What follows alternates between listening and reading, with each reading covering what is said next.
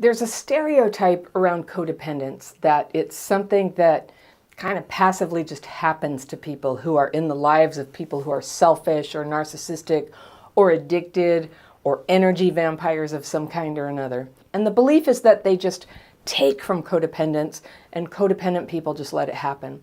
But I've noticed that codependent behavior, the role that a codependent person plays, is anything but passive. Like most people who went through abuse and neglect as a kid, I have some codependent tendencies, not all the time, not in every relationship, but sometimes little ways and occasionally big ways have really been incredibly damaging. And what I've noticed is that the stereotype that codependent people just give too much and are taken advantage of, it just doesn't really describe it. It's more like a codependent person puts their energy into another person, like forces it, injects themselves into fixing or helping or just generally moving the center of their lives into another person's life. And the reason they do it, as I see it, is to set up that other person to feed them the energy that their codependent tendencies crave. It doesn't always work, but the goal of all that focus on someone, just focus on someone else, is to get something from them. A feeling, something they are missing in themselves, whether it's security, feeling seen, heard, validated, a sense of purpose, a sense of identity. These are all things that they ought to be finding and creating themselves, but with codependent behavior, they're effectively stealing these things from another person. They're latching onto them and trying to then suck something back out. So I've been talking a lot about energy vampires, and some people just directly try to stir up a bunch of energy and then take it. It could be people who stir up romantic energy and then, get to enjoy that flood of romantic energy and then they run away. But with codependence, I think it's similar actually. It's where you go in and put your energy into somebody else and try to make them change because doing that gives you energy. So it's the same sort of thing, and it is like a theft. Romantic shoplifting is what I call it.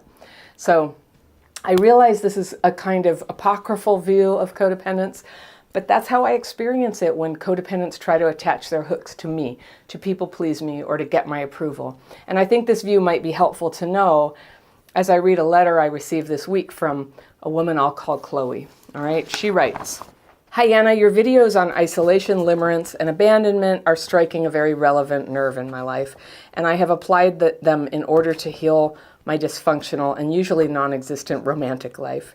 It's improved it somewhat, but I'm still stuck in this loop that I just recently identified with the help of a friend. I find myself attracted to unavailable people, which is very common for CPTSD, I know. But when a person who is available and present and listens to me and asks about me and generally displays good partner characteristics, shows interest in me, my instinctive action is to make them into a friend. Attraction doesn't even register in my brain." Circling here, interesting things I want to come back to. I'm going to read all the way through this letter. We'll come back and go through again, and I will then try to help you, Chloe, to see what's happening here. All right. So attraction doesn't even register in my brain. I immediately jump to friend zoning people who are appropriate. I also must add that by them showing interest in me, it makes my romantic attraction falter. I grew up with loving and providing and selfless parents. But my father was and still is an emotionally unavailable workaholic, and my mother is an enabler, codependent, people pleaser. I love them, but I was never heard, seen, or understood growing up. There is a lot of shame within me that originates from this point. The type of person I go for tends to be someone who doesn't listen to me and who only really talks about themselves, which is what my father did and does. But they are always intelligent and can hold an engaging conversation.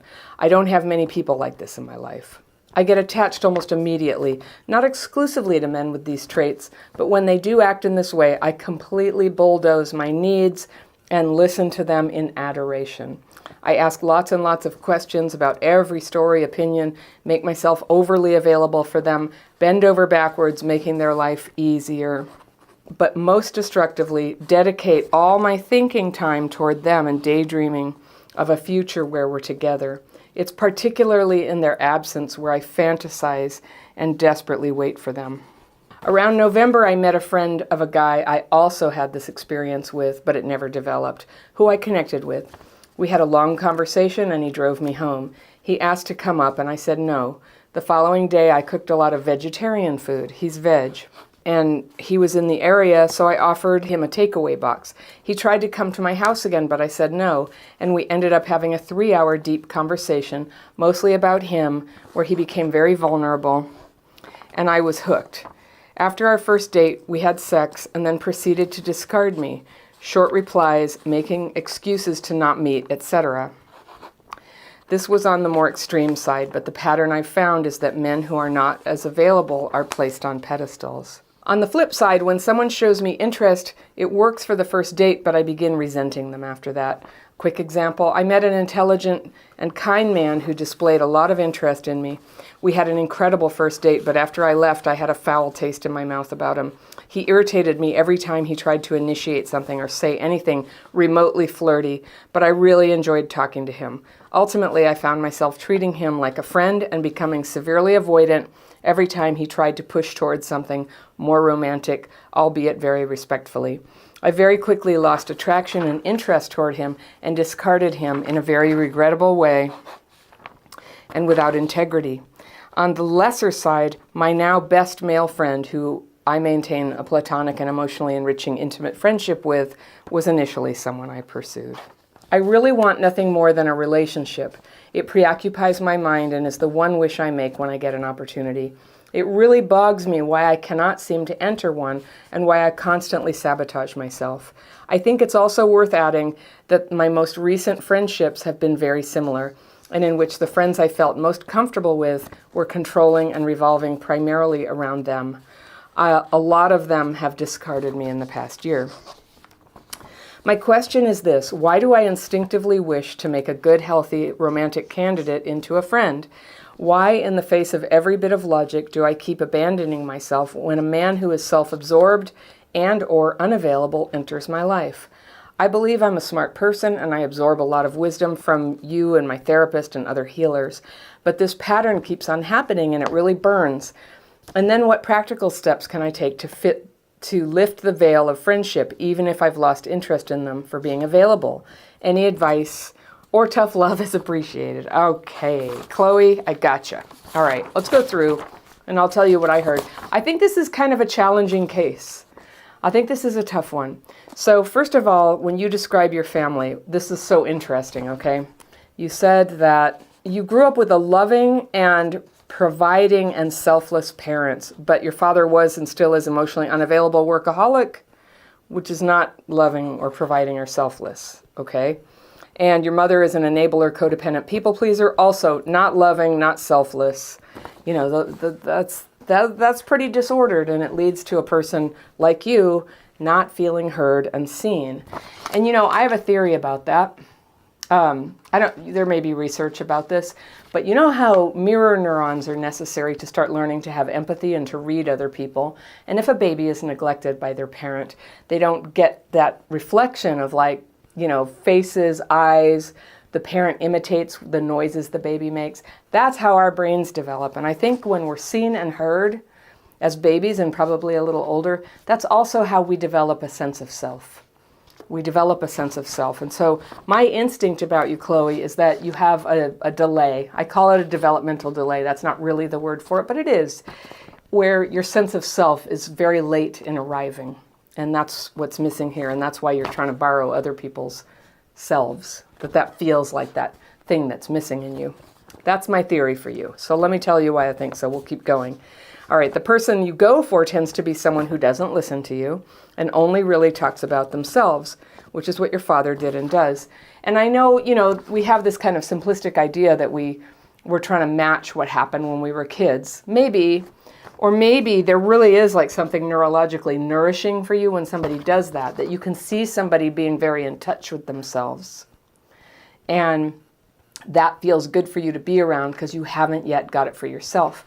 That they have sort of an energy, they're demonstrating for you something, and immediately your idea of yourself can kind of leap into that, and you can see how you would be if you develop that. So that's my hunch about you, is that your spirit is crying for you to have that in yourself where you're very in touch with yourself. You know who you are. You hear yourself. You see yourself. And because you're visible and you're sort of like fully manifested like that, other people can see and hear you too. What's the word? Materialize. To materialize who you really are. To really come in your body, in the person that people encounter, that you are there. That's what I'm hearing. So you get attached almost immediately. And not exclusively to men with these traits, but when they do, you completely bulldoze your own needs and listen to them in adoration. And you ask lots and lots of questions about every story and opinion. And I'm just wondering, I've known people who did this, and I really didn't like it. And somebody who I think had similar traits of what you're talking about. I had a friend like that who would always ask me questions. And I assumed, you helped me to see that it might be something different than what I assumed. I assumed it was because she thought that that's how you be a good conversationalist. But that's actually, like for me, I get dysregulated. If I get peppered with questions, I absolutely hate it. I shut down. I don't like it. I like a normal amount of questions. I like an exchange and a give and take. But I don't like it when somebody keeps asking me questions because they think that's going to help. But I think in the case of this friend I'm thinking of, yeah, they had a lot of trouble with narcissists and self-centered people. And that was their way of relating to people they liked and admired, was to go ahead and put them up on a pedestal and make it all about them. And I'm just wondering, like, is it possible that the people who you're attracted to, I don't know, you don't think so probably not. I defer to you. But is it possible they're actually not that self-centered? It's just that you're causing the conversation to be empty of anything about you if you're just driving it.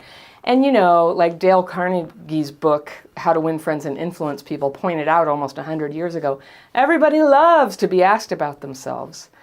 And I've talked about it in a video here, but once my husband and I did an experiment. We went to a party.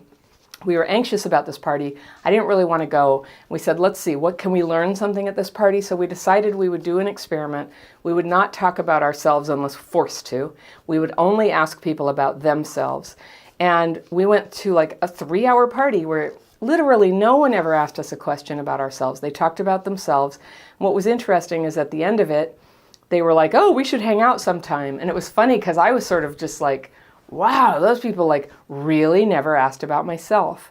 But I had doubts like, should I be talking more about myself? And I don't really have a problem with that. Obviously on this channel, I talk easily about myself and I could easily do it too much. But just like when I try to gauge like how right is it to like always let somebody talk about themselves, I don't think it's right. I think it's manipulative. It's like trying to make somebody like you, right? So really showing up honestly is going to be a give and take that's going to be influenced by how extroverted or introverted or expressive people are or anxious. You know, personality and circumstances will influence it, but a good relationship, people will just sort of naturally reveal who they are and be interested in each other. And you haven't had that yet. It's always one way or the other. You know what else I want to say, Chloe? I just think that you are attracted to people who are full of themselves like that, full of themselves. And I want to put that in a positive way. And I think that that's not necessarily like a terrible thing. It's just that it's way out of balance without you showing up. It's okay. You know, these guys that you're talking about who, you know, they like you and it turns you off. Well, you're just not attracted to them. And here's the thing. You could go on dates with 100 people and not be attracted to any of them. That's normal and okay. It's okay. It only takes one for lightning to strike for somebody that you really would like to be with, and it's mutual and it works out. So most of the people that you hang out with in a dating way, they're just not going to be the one. So don't even worry. I'm going to just give you a little validation. Attracted, not attracted. And you like a certain type of guy. Maybe it's like more of an alpha type guy.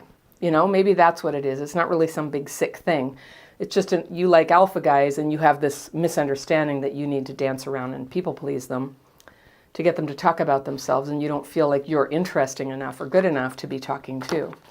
And that's how you're kind of sabotaging. I think the problem here might not be as global as you think it is.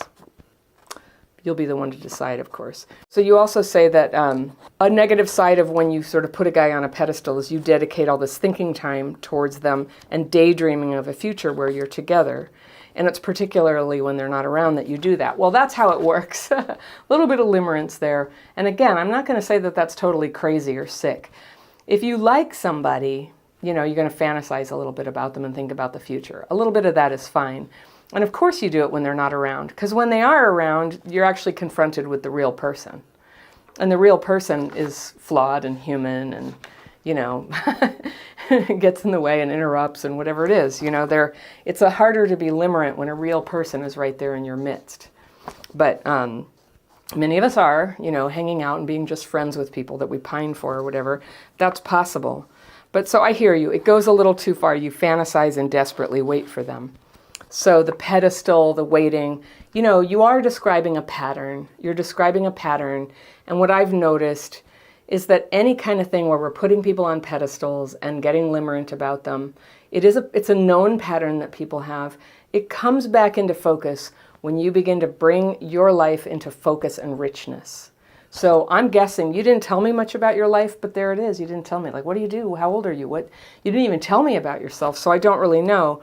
I can just tell you need more fun, and you need more fun that you have independently of whether some guy is around. So I'll talk about that in a minute. So you met another guy, and he liked you, and he wanted to come up, and you weren't into it.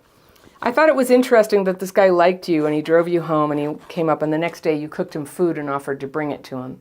So I haven't gone on a date in a long time, but when I did date, I would not have done that unless I was absolutely really into somebody. So I think it's interesting that you weren't into him and you did that thing. I think when you're not into somebody, like cooking them, saying, I don't want to sleep with you, and then the very next day cooking something for them and bringing it to them in a takeout box, it's kind of codependent. It just feels that way to me. It's a little too much. So I think that's interesting. So that's your strategy to try to have relationships with people, is like to overdo for them, to be very nice, to listen to them. That's your strategy. You're just still, working on developing, is who you are enough? Is it enough to just let some guy call you when he feels like calling you, if he'd like to see you again, and then show up and not feel like you have to cook for him or anything? You'd barely even know him, but yeah. So then after that, the next day, you guys got together, had sex, and then he got weirded out and he discarded you. And he stopped, short replies.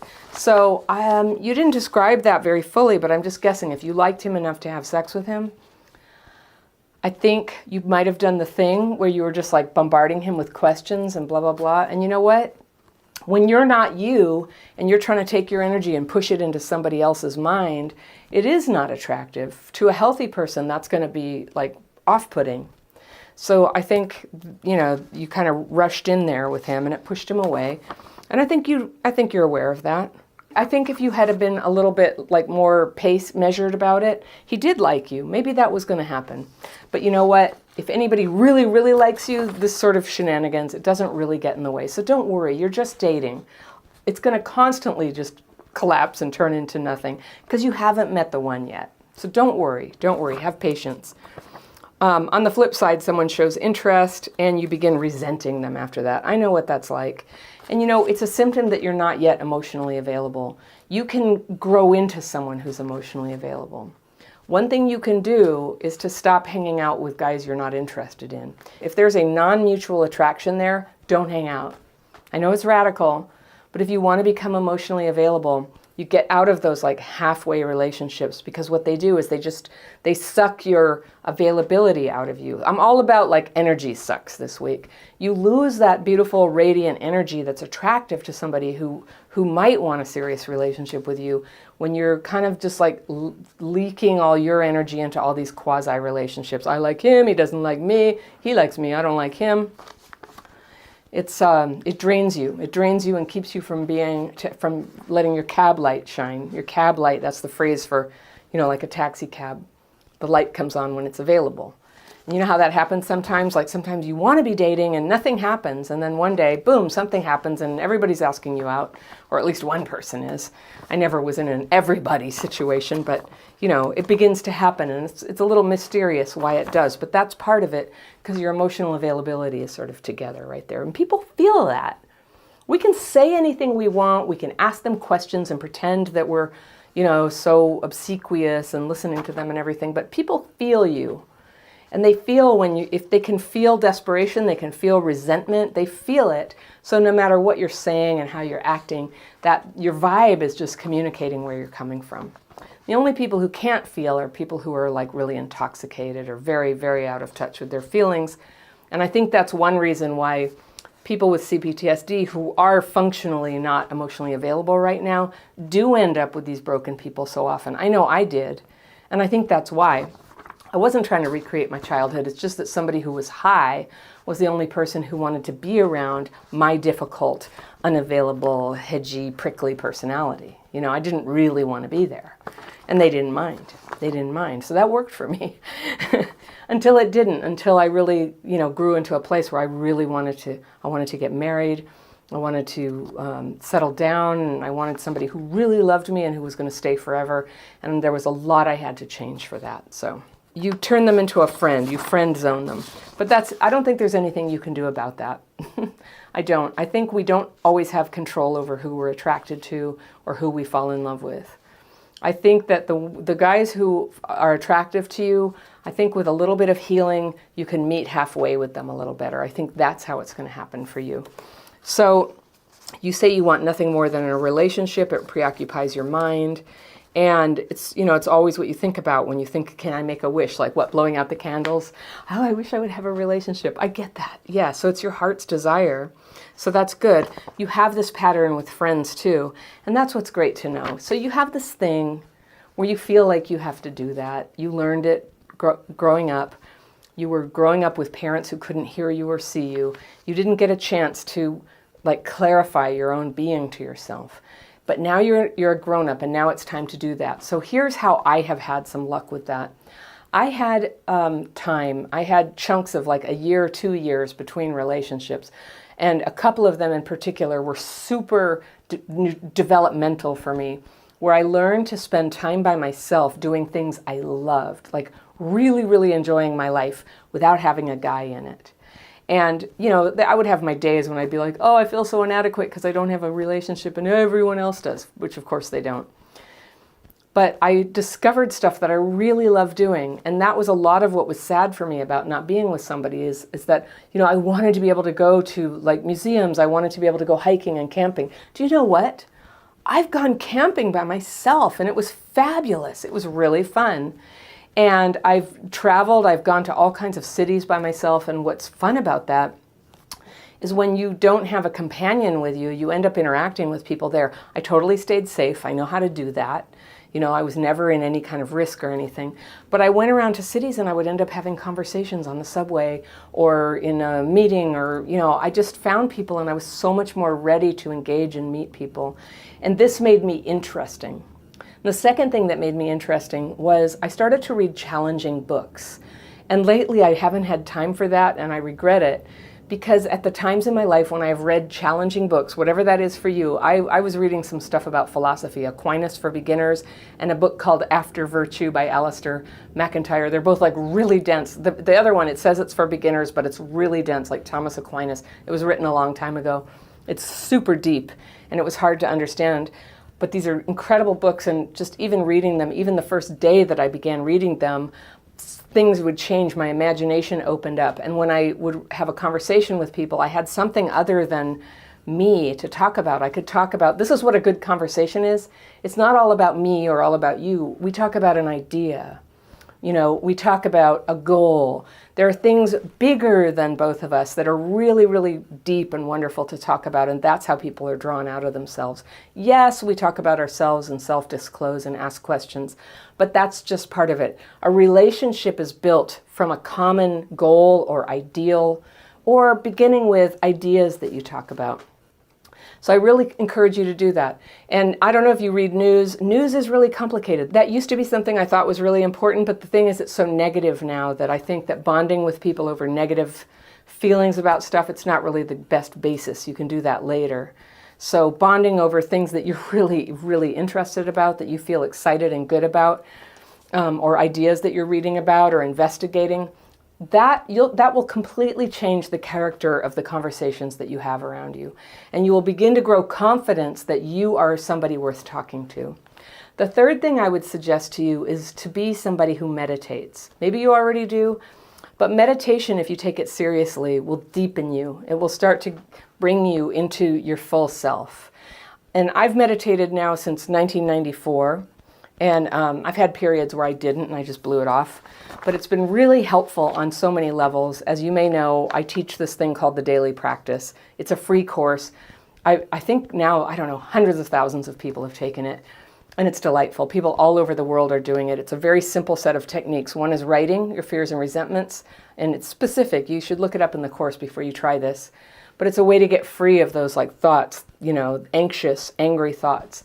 And that's a lot of what drives unhappy relationship behavior, is fearful, anxious thoughts, angry thoughts. And then sitting down in a very simple meditation and just resting. Now, if you have CPTSD, and it sounds like you might, you may get very dysregulated. You have a hard time being your grounded self, especially under stress. And you know what's stressful is being around someone you're attracted to. So to be able to stay yourself and stay grounded and become somebody that, like, you're palpable in the room to somebody talking to you, you might want to try these techniques. There's always a link below. There's a link down there. It says free tools. And on my website, Crappy Childhood Fairy, free tools. And there's stuff there that anybody can sign up for free. So you might want to try that. Your mission, Chloe, if you choose to accept it, is to become more fully yourself. Don't worry about the guys right now. Like, take a pause on that. And one reason I say take a pause is because the thing that you do where you discard people is hurting them. And so the thing that's happening to you, you're turning around and doing to other people. I don't want you to have either of those experiences. And it's just bad karma to be hurting other people. So take a year or something. Take some time to try these new things of meditating, getting to know yourself, read challenging books, go learn to do things by yourself that enrich you and give you joy. And you will find the next time you're with a guy you're attracted to that your real self is starting to shine through in a very nice way. So how do you know if you're being codependent or if someone in your life is getting all codependent on you? Let's talk about some signs. These are some things I've noticed codependent people do, all right? Codependent people second guess themselves. When they feel like they've been mistreated, a little loop kicks in and makes them distort what they're seeing. And so instead of thinking, you know what, I don't accept this, they instead think, that person needs to change so that I don't feel hurt. And instead of accepting other people, and accepting, by the way, it doesn't mean that you condone bad behavior. Accepting people just means you see things how they are and you realize that's how they are. And you don't put all your effort into trying to make other people be different. You accept that's how they are. So instead of setting a boundary, walking away from people who you accept do not meet your standards, then you end up holding on tighter or maybe even like seizing on that person. Because leaving, for a lot of people with PTSD, it doesn't feel like an option. That abandonment wound makes leaving a relationship feel like, one step lighter than death, just very hard to do.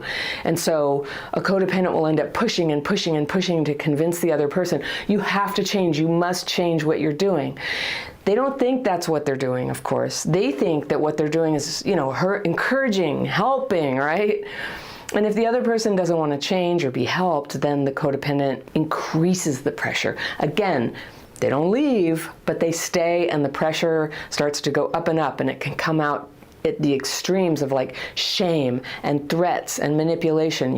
I'll leave you, I'll hurt myself, I'll tell everybody what you did. Now, if you've been with somebody who does this kind of thing, makes threats, you probably once reacted to it, then you stopped taking it seriously, then you kind of shut down to the person. Threats are very destructive to relationships. Sometimes people do mean it when they make threats, and that's very serious, but that's not what we're talking about here. Codependents are very likely to come to harm for themselves in a gradual manner later in life because of stress, because of anger, and very significantly because of a lack of self-care. They're starved for self-care. If you want a quick way to test your own self-care, look in your underwear drawer. Is everything old and tattered and shoved in there and ugly and shameful for you?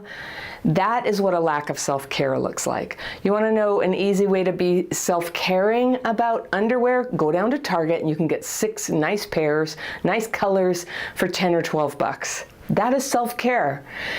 Same goes for regular dental visits. Same goes for paying your taxes on time, keeping your car tidy. Even if your car is cruddy and old, having it tidy inside shows that you care about yourself. When those things are out of order, when there's just a big mess out there, but all the time, instead of working on it, a person is fixated on how some other person or a group of people or a kind of person or the government or their parents did them wrong, and parents might have done them wrong.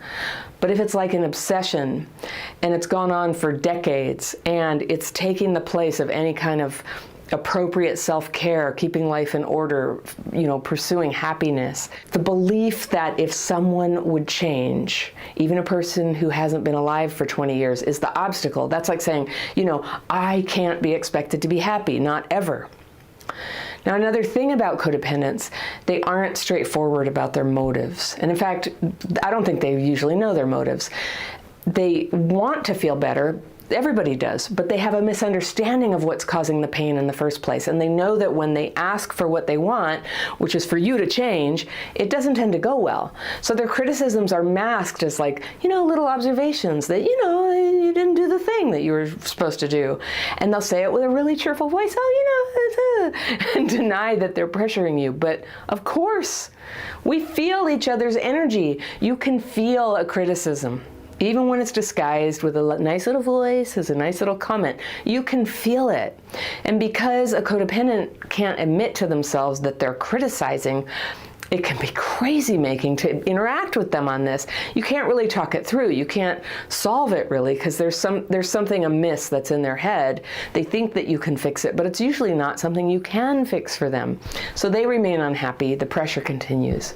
The motive for a codependent is generally to feel happier, right? But they're working with trauma wounds. And trauma wounds give all of us a blind spot toward what actually can make us happy. In the case of codependence, what a codependent struggles to see is that the happy thing would be to develop themselves, to allow relationships to form naturally with good people who care about them, who show up and gradually give more to the relationship. They don't have to be forced. And it's sad, but a codependent will go through life without ever experiencing that. Someone just volunteering to love them. So instead of forming happy relationships, codependents will often attach to dysfunctional people, which offers the opportunity when they're feeling that sadness and emptiness to have something come in and sweep away that sadness. And it's that little fixer engine inside of just like, somebody with a problem. I know what to do, I know what to do, I know what to do. And that feels good for them. They feel the energy of it, and it distracts them from everything that's missing in their own life. Now, what's missing in a codependent's life? What's missing is love, connection, financial stability, a vision for their own future. They wait for another person to come along and define those things for them. And if it's not looking good from the outside, it still has something they can use, the dysfunctional relationship, because it's an opportunity for them to throw their energy into another person's problems rather than to sit there with that energy and face themselves about what's missing and, begin to do something about that. A codependent likes to feel like the responsible one, the wise one, the poor suffering one who holds everything together, even though people have almost never asked them to play this role. But it's how they find meaning. It's a substitute for meaning.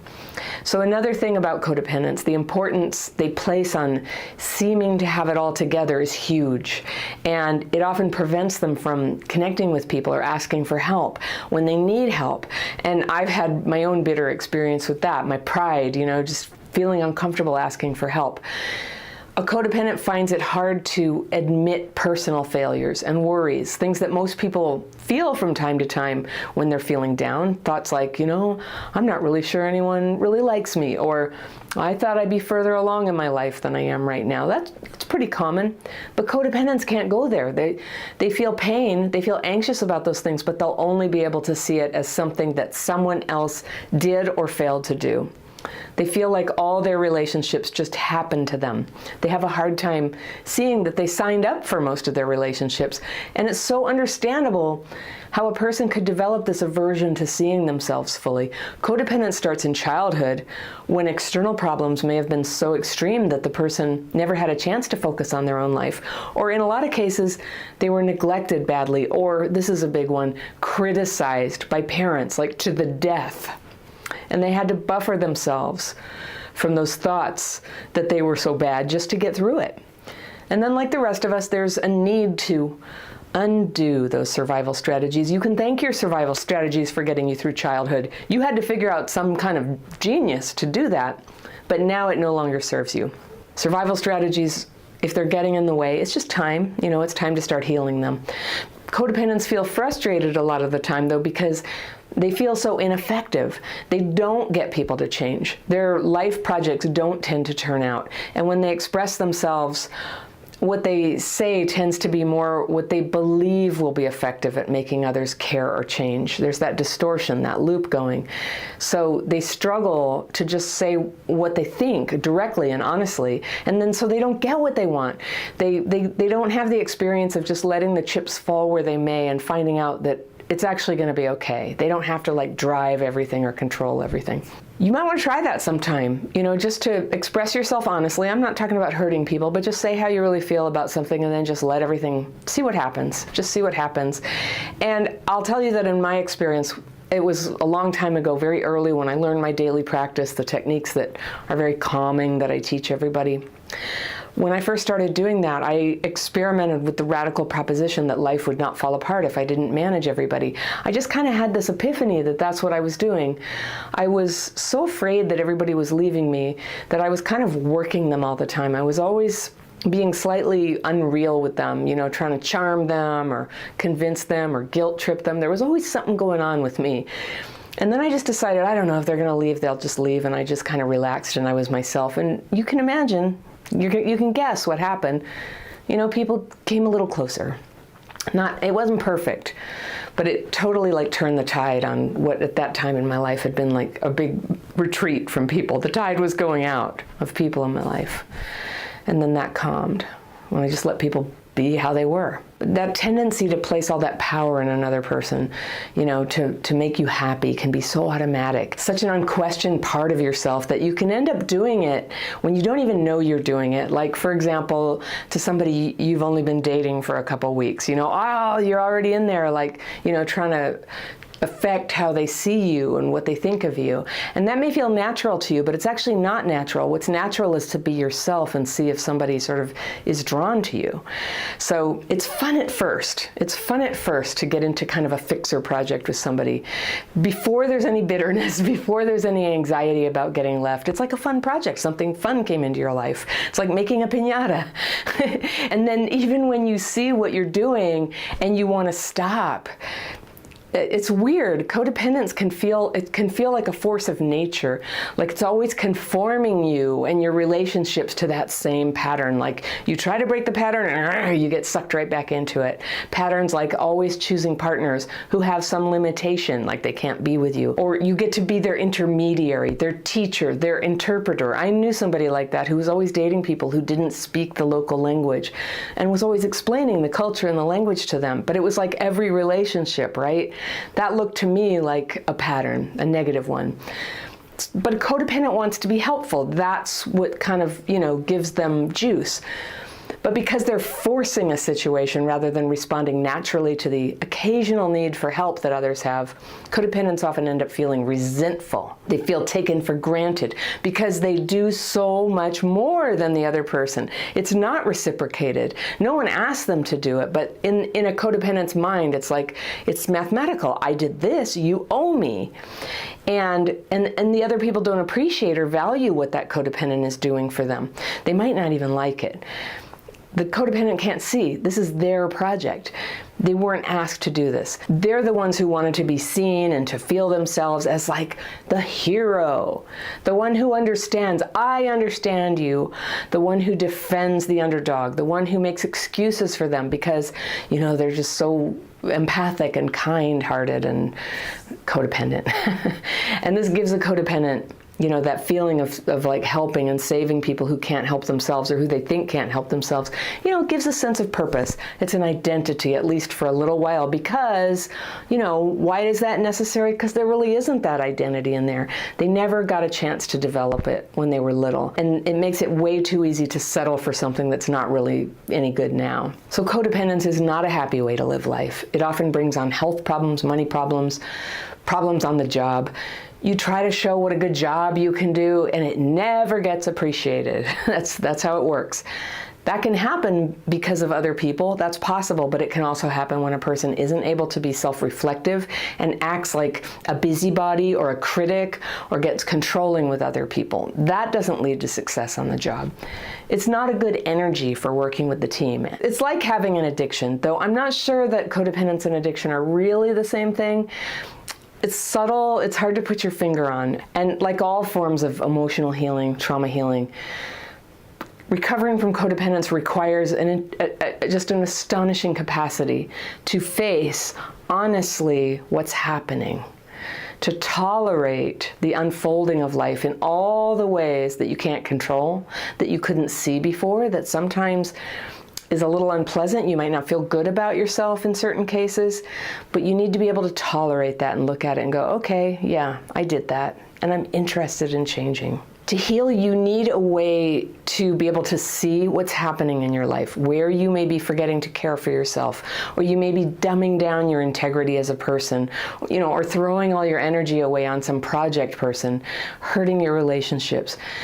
You can use calming techniques that make it safer to just face where the problem might be. Is it someone in your life? Is it you? Is there something you want to change? These are good questions to ask yourself. They often don't have simple answers. They require reflection, talking to others, seeking support. They're honest questions, and healing comes when you can gently open up to ask them and to set to work on healing what you find. Dear Fairy, I was married to the father of my children for 18 years. I discovered 7 years ago that he had been a sex addict throughout the entire marriage. I had known he had an issue with drugs, but the sex addiction discovery came as a complete shock. 3 very traumatic years went by, and eventually we divorced as the addiction issues were not going away. During this time, I was lucky enough to get into a 12-step recovery program for codependency. This program saved my life. I'm going to use my fairy pencil. I'm going to circle things I want to come back to when we do the second reading, but let's read Alma's letter all the way through, and then I'll go back and see if I can help you, Alma. Okay. I tried to do my healing work the best I could in the context of 12-step prayer, living a healthy lifestyle, etc. Fast forward to 2020, and I decided to take an opportunity to go and live in Africa. I know part of this was my adventurous spirit, but part of it was driven by the trauma of my divorce and the loss of my father the following year. I was in a different country with a new culture and language. I was somewhat gullible, partly due to my CPTSD. It was at this juncture I met the most dashingly handsome guy who seemed like my dream person. We started to have the most fantastical, passionate love affair. He declared his love for me and had asked me to marry him, but after just 2 months, he very quickly lost all interest and started putting me through the most brutal and devastating devaluation cycle. It became clear very quickly that all he wanted was money from me. At this point, I was so trauma bonded, addicted, and completely insane that I would give him money whenever he needed it. If I ever refused, he would punish me by withholding affection or giving me the silent treatment. In fact, after the first 2 months, he gave me even less than crumbs and stopped all sexual intimacy. He was sloppy in terms of his other relationships with other people, mainly younger girls in their late teens. He's 43 and I'm 53. The last time I slept with him was a year ago. Even though I ended the relationship, if you could call it that, I initially remained polite and said hello in the street when I saw him, as he lives in my neighborhood. However, last summer I went no contact when I realized he was a narcissist and possibly even a psychopath. He had spent 10 years in prison on and off for some very bad crimes. I've not spoken to him in 9 months now, but I see him on the street almost every day. I'm planning to move back to my home country in 3 months.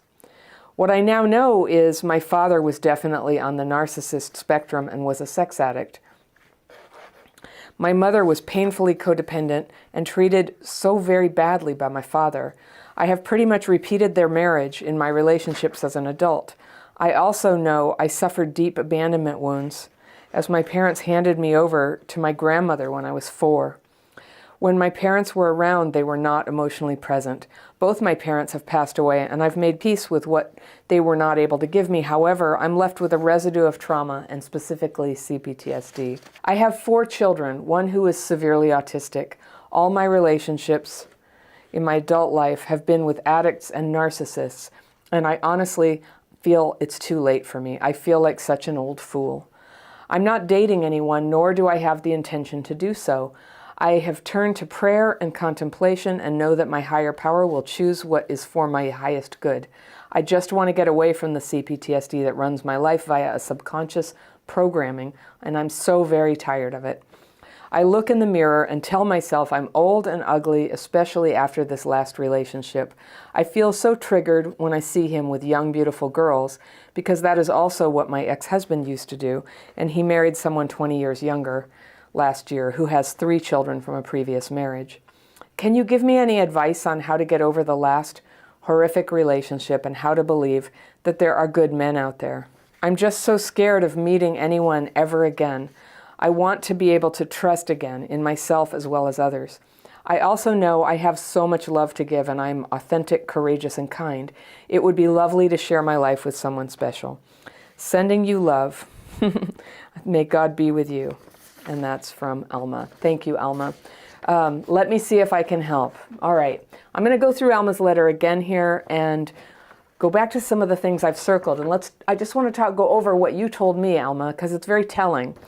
Sometimes when you write it and I read it back to you, you'll be able to hear what you said. And I think you're going to hear something that is going to help you. All right. So you had a marriage for 18 years and had 4 kids, and 7 years ago you discovered that he had been a sex addict throughout the entire marriage. And you also knew he had a problem with drugs, but that part was new, and it was, and it got you into a 12-step program for codependency, and that program saved your life. So, okay, right there, you had something positive happen when you found out the truth of your marriage, or the truth of what your life was about, which was you were with a guy who was a drug addict and actively in sex addiction. And you say later he was seeing lots of younger women and it was all a lie. This is so devastating. But you did something positive. You went to the 12-step recovery program for codependency. And you say it saved your life. So that's fantastic. All right, so let's just put that as the foundation, Alma. You went and got recovery and it saved your life. I tried to do my healing work best I could in the context of 12-step prayer, living a healthy lifestyle, etc. Fast forward to 2 years ago, and I decided to take an opportunity to go and live in Africa. I know part of this was my adventurous spirit, but part of it was driven by the trauma of my divorce and the loss of my father the following year. So then you say, I tried to do my healing work the best I could in the context of 12-step prayer, living a healthy lifestyle. Fast forward to 2 years ago, and I decided to take an opportunity to go live in Africa. I know part of this was my adventurous spirit, yes, very adventurous, but part of it was driven by the trauma of your divorce and the loss of your father the following year. So that makes sense to me. I don't think it's crazy to go on a 2-year adventure when you've just been through a lot of loss. That's okay. So you did that. I was in a different country with a new culture and language. Okay, but you know what else? It was another country where 12-step programs are rare, so I think it's very likely that you did not have access to your codependency 12-step program. So I just want to say, 12-step recovery and codependency are not the kind of things that you graduate from. You kind of need to keep going, and you didn't mention that, and especially in the context of the big repetition of the pattern that you had before, which is, having done that before myself, it's the kind of repetition that just happens big time when a person leaves their 12-step program. So, that's what it sounds like to me. Okay, so I was in a new culture and language. I was somewhat gullible, partly due to my CPTSD. And it was at this juncture I met the most dashingly handsome guy who seemed like my dream person. And it's interesting, that's often the first thing that I hear in a relationship that gets very limerent or obsessive or exploitative, you know, that it was like so incredible, dream person. We started to have the most fantastical, passionate love affair. He declared his love for me and had asked me to marry him, but after just 2 months, he very quickly lost all interest and started putting me through the most brutal and devastating devaluation cycle. Yeah, so that's a really fast, like, love bomb and discard cycle. 2 months. For someone who is 53, who's gone to the 12-step recovery program for codependency, I think you mentioned in your letter that it was for partners of sex addicts. So that would be pretty, you know, pretty intense. I know there's like Codependence Anonymous, but if you weren't going to that and you got into this sudden, instant relationship with your dream man, you know, somewhere, some voice was telling you, whoa, we know you can't do this. This is like, you know, in 12-step recovery, this is a well-known phenomenon. We're vulnerable. If relationships happen instantly, we're on thin ice. And so the reason we go slowly is because of what happened. And I know you know this, but I'm going to go over it. I'm going to say it out loud to help you just like let it in. It takes time to get to know somebody and whether they're a good person and whether they deserve to be your partner, okay? So talking about marriage, this whole thing happening within just 2 months, it sounds like not only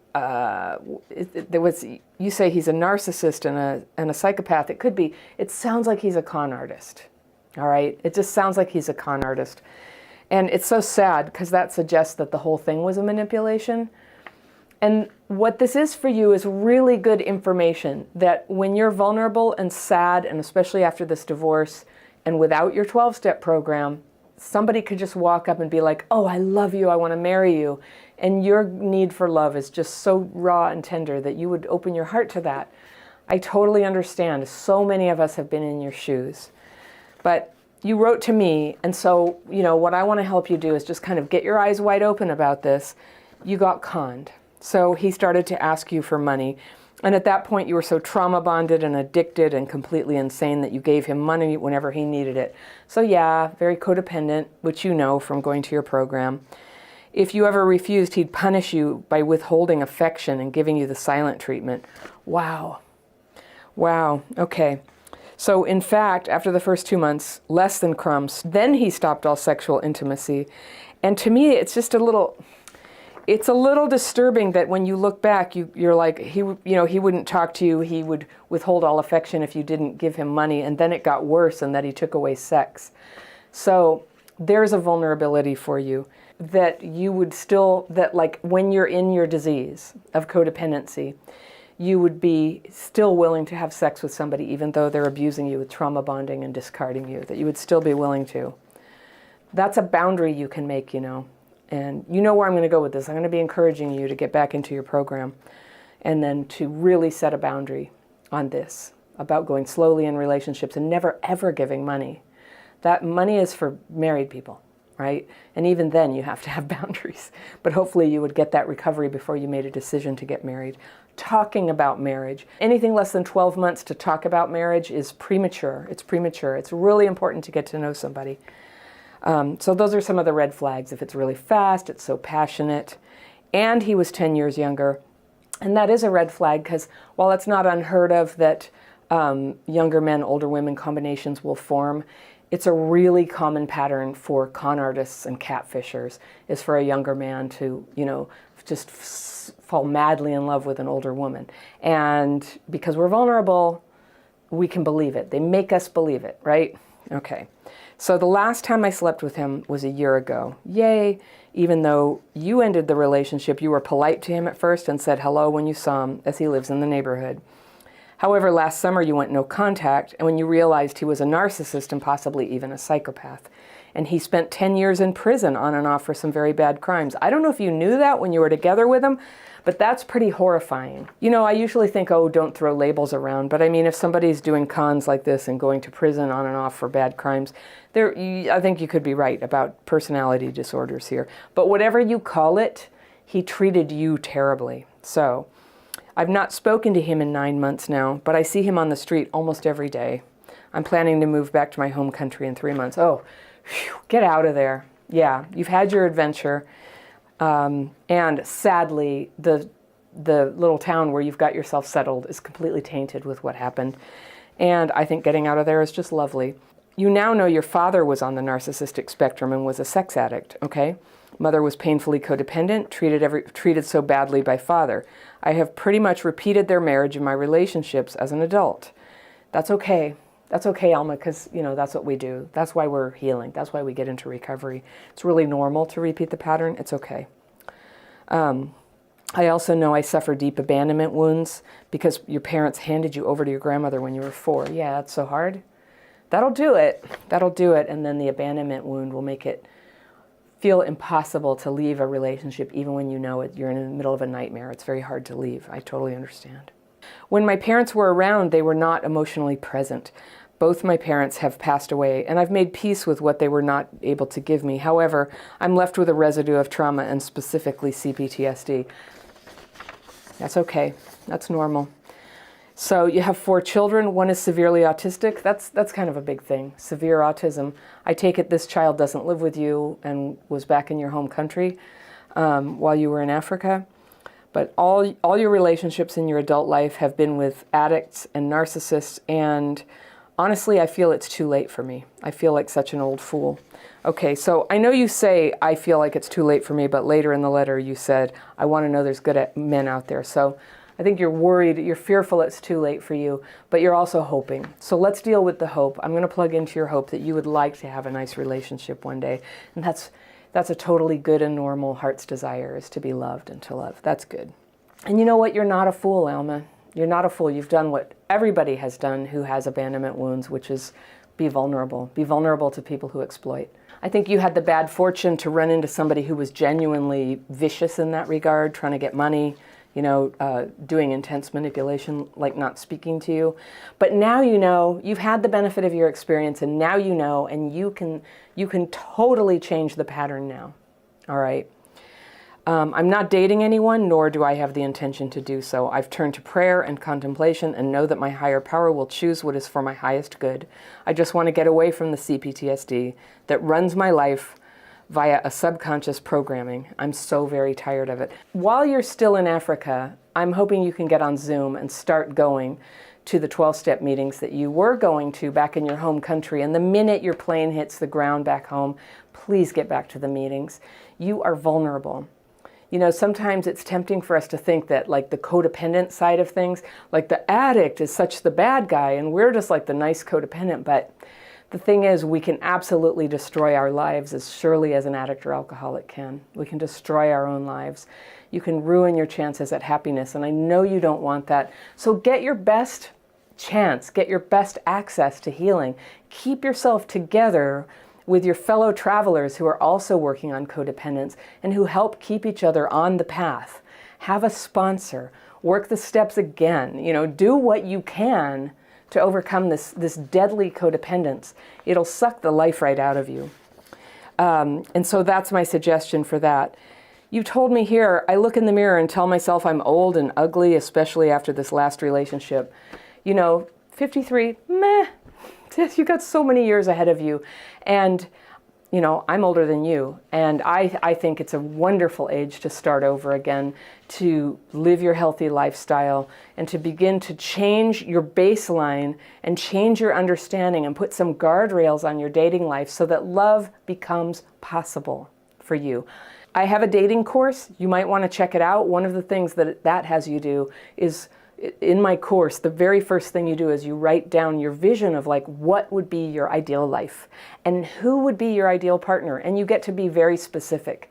In fact, I push you to be very specific. We don't always get what we want, but by being specific, we suddenly kind of move into a new realm of knowing what we want And it starts to make the people in the relationships who don't fit that, they just stop resonating so much anymore. When somebody does fit it, then we're like, this is somebody I might be able to date. It's almost like you have that parent that you never had who's sort of with you, helping you make that decision. Who should I date? So by writing it down when you're not dating, you have put your wisdom on paper to guide you when you're not in your wisdom, when you're dysregulated, when you're elated or excited because you met somebody who just seems so great. And the dating course also teaches you how to go slowly, how to slow it all down, how to do it very consciously and intentionally. If you go to that 12-step program, engage your sponsor to help you with the dating process. Have somebody you trust who can help you stay accountable to a slow and structured dating plan. And what slow dating looks like is you don't rush in. As the person who's likely to be codependent, you allow the other person to do the asking at first. You don't accept dates like on the spur of the moment. It's a planned date. It also is not a long date at first. You might have coffee or a lunch, tops. Keep it short. You don't talk on the phone all the time. You don't text all the time. You don't let online relationships turn into long texting things. Very quickly, it turns into a face-to-face meeting, and then it goes slowly from there. And at first, you don't date more than once a week. At a certain interval, you move up to twice a week, but not more. And you don't even have to tell people you're doing that. When you're not rushing into the relationship, just kind of opening up all your time, all your emotions, even your bank account, your home, all of that. When you don't open that up to somebody, what it looks like to another person is self-respect. And sometimes while we're building our self-respect, we act as if we have self-respect. Because acting as if we have self-respect it creates boundaries. And that's what a person healing from codependency is trying to build. Clarity, boundaries, understanding, here's what I need, here's what I don't put up with. And you are in the perfect position to do that. You get this fresh start when you go home to your country. And your fellowship is waiting for you there. So you said it was so invalidating for you that he went for young girls and your husband had done that. There will always be men who are most interested in the youth and beauty of women. And those are not your guys, all right? They're not your guys. There are plenty of great men who are interested in good women who are about the same age as they are. And that's who is in your circle of possible people to date. They are there. And the people who aren't into that, I mean, think about this. Nobody's going to fall in love with some fake version of you. So who you really are with all your experience and the lines, that's who you are. And that's who gets to be loved. And yes, people our age do get to be loved, and people much older than we are get to be loved too. So it starts with a self-acceptance of where you are. Really, this guy who's a con artist who tried to get money and who's always involved with teenage girls, I know you know this, but I'm just saying it out loud. Obviously, there's something terribly wrong with this picture. I'm so glad you're getting out of there. It's toxic. So then you told me, I'm just so scared of meeting anyone ever again. I want to be able to trust again in myself as well as others. So I think you'll be able to trust other people more when you have learned to trust yourself, and how you're going to learn to trust yourself is by acting with integrity, setting up boundaries, and letting in mentorship from someone like a sponsor who you can check your decisions with before you decide anything. Because otherwise, with the codependence running underneath and the CPTSD, you're just going to be vulnerable to impulsive decisions. And sometimes all you need to do is tell the truth about what's going on. Like if you find yourself in a dating situation where you feel like you have to hide what's going on, it's shameful to you, then you know, red alert, and that's where mentorship comes in. So if you like, you can also come into the dating course. We have coaching for dating. We have programs here. Whatever you do, become active in putting your recovery first. You are so worth it. Of all the red flags I've learned to detect, there's one that really makes my uh-oh radar go off. And that's when a grown-up man or woman says they never want to grow up. My name's Anna Runkle, also known as the Crappy Childhood Fairy. And maybe you've tried to date someone like that who doesn't want to grow up, or maybe one of your parents was like that, or maybe, and I hope I'm not offending you, maybe you're someone like that. And I think I understand what you might mean when you say you never want to grow up. I think what's meant is you want to feel carefree and authentic and not turn out bitter and burdened like maybe a negative parent figure in your life.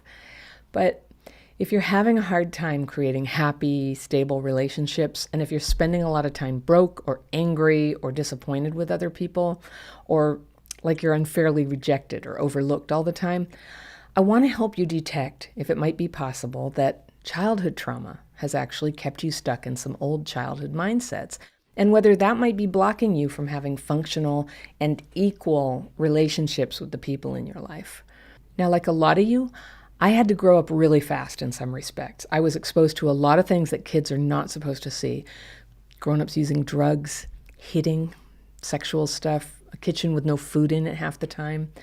I had to help out with childcare, sometimes late into the night because the adults were, out until morning. And long before I was even a teenager, if I wanted to have any money, I had to earn it myself, even for basic stuff sometimes, clothes, food, taking art classes at the community center. So I started this whole series of little kid businesses to pay for that. And I'm proud of that. There have been a lot of good things that have come from that. But the funny thing is, what they call growing up fast is not really growing up. It's toughness, but it's not maturity. And so that's why I sometimes call childhood PTSD a kind of developmental delay. Now, usually that term refers to a long timeline for learning things like how to talk, how to walk, how to read. But for those of us with childhood PTSD, we sometimes have a long timeline to develop emotional maturity. We can be hugely street smart, very intellectual, but still a little vague on how to take responsibility for the direction of our lives. Some of us stay in a never-ending battle, really, with our parents, kind of an extended adolescence where we're trying to get them to see how hurtful they were. We're trying to get them to make right what they did, or we try to drag out of them the approval and the love that never came while we were kids. Healing from that is part of maturation, too. It's hard, but it doesn't have to take a lifetime. It starts by just opening up your mind to the possibility that the hurt kid in you is compromising the adult you need to be today. So how would you know if this were happening? Well, there are a few markers of adulthood, and we can start by asking questions about those. So the first question is, do you have an identity that is independent of your parents or their influence?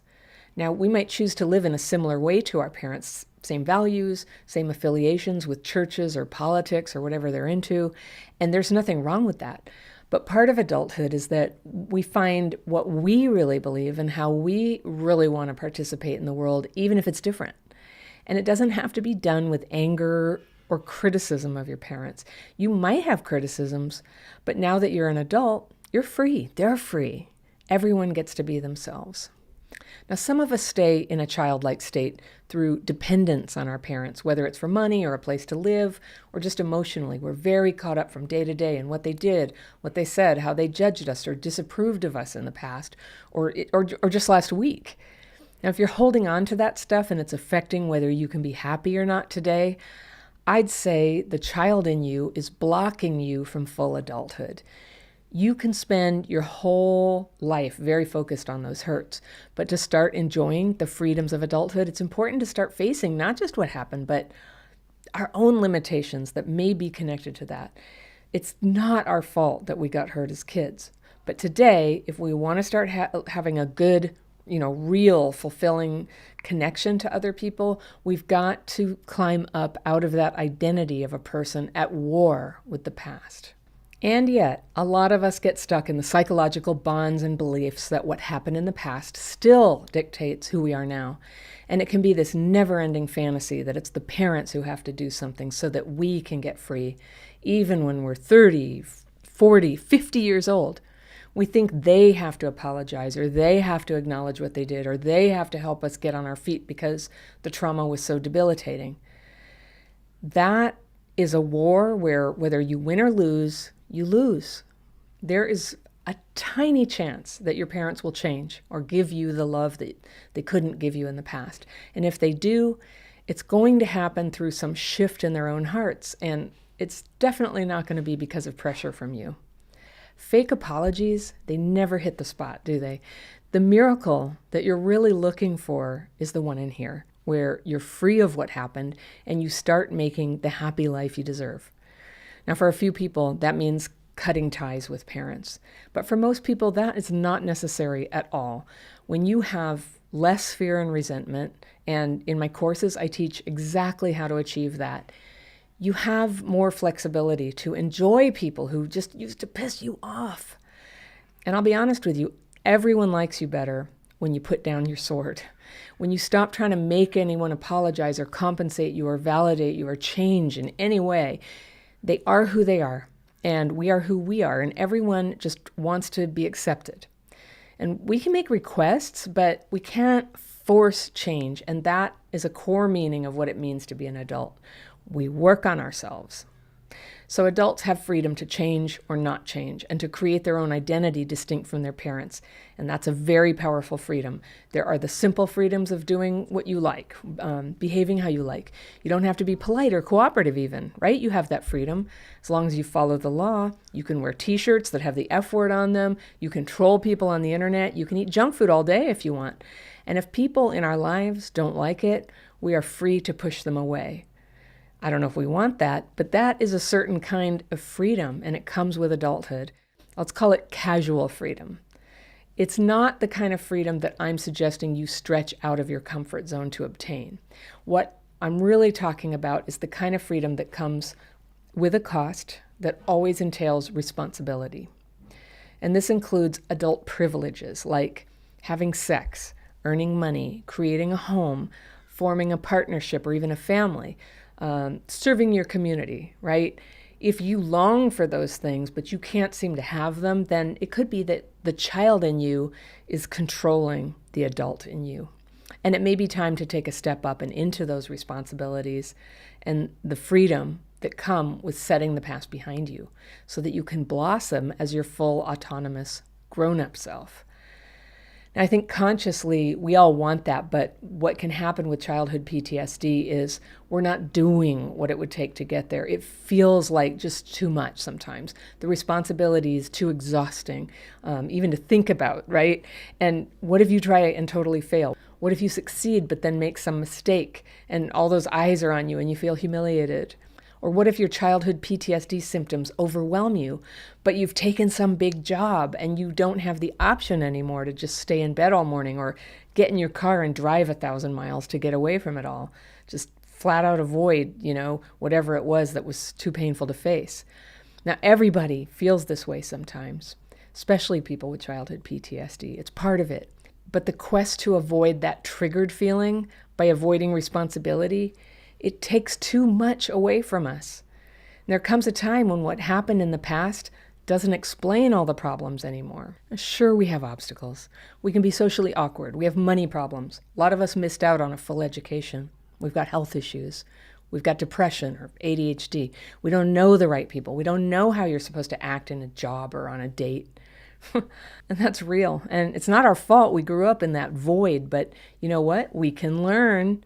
And every day that we spend just throwing up our hands in helplessness and feeling left out is a day wasted. You want to know how to do a job interview? You can watch a YouTube video like today.